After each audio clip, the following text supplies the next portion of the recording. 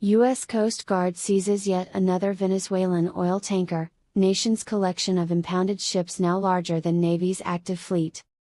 In a stunning display of maritime dominance, the U.S. Coast Guard boarded and seized another Venezuelan oil tanker this week, bringing the Trump administration's growing collection of confiscated vessels to a whopping 17, officially surpassing the number of active aircraft carriers in the U.S. Navy.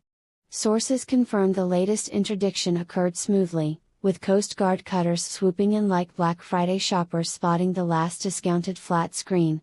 The tanker, loaded with sanctioned crude oil, was reportedly caught trying to sneak into international waters while playing reggaeton at full volume.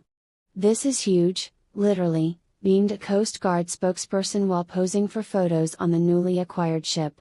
"We've got tankers from stem to stern now. At this rate, we'll have enough to start our own OPEC by spring." The operation, dubbed Operation Floating Bargain Hunt, has been hailed as a masterstroke of Trump-era energy policy. White House officials insist the seizures are purely about enforcing sanctions and have nothing to do with the president's rumored plans to convert one of the tankers into a really classy floating golf resort called Mar-a-Lago del Mar. Venezuelan President Nicolás Maduro responded furiously, threatening to retaliate by sanctioning American exports of avocados and baseball players. "You take our oil, we take your guacamole," he reportedly shouted during an emergency press conference held in front of an empty grocery shelf.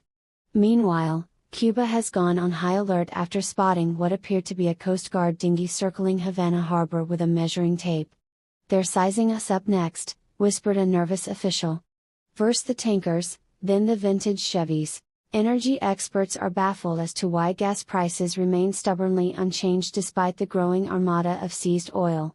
"It's simple economics," explained one analyst. "You can't just park 17 supertankers in a Florida swamp and expect the oil to magically flow into your F-150.